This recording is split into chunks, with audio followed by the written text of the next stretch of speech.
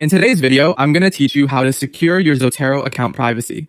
Ensuring that your academic resources and personal information are safe online is incredibly important, and Zotero provides some effective tools for you to do just that. So let's go through the steps you need to take to bolster your privacy on this platform. First, you need to navigate to Zotero's official website by typing zotero.org into your browser's address bar. Once there, you'll see an option to log in, which is typically located in the upper right-hand corner of the home page. After entering your login credentials, you'll gain access to your personal Zotero dashboard, where most of the settings we'll be adjusting are located. Once logged in, direct your attention to the settings section. Within the settings, you'll find the privacy options. It's critical to carefully select these options to enhance your account security. When you're in the privacy settings, you'll see several options related to search engine visibility. To maximize privacy, ensure that Hide from Search Engines is checked. This prevents your Zotero profile and any of the data associated with it from appearing in public search engine results, which is an essential step in keeping your research information confidential.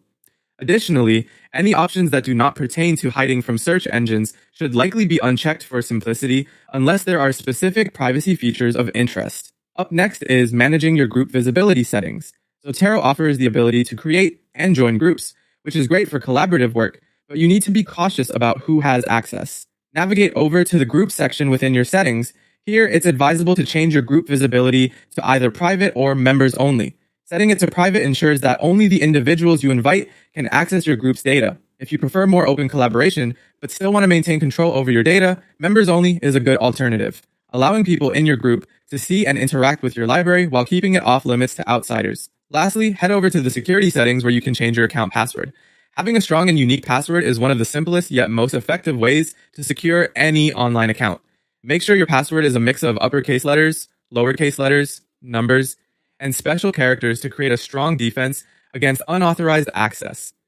Consider using a password manager to keep track of this and other passwords securely.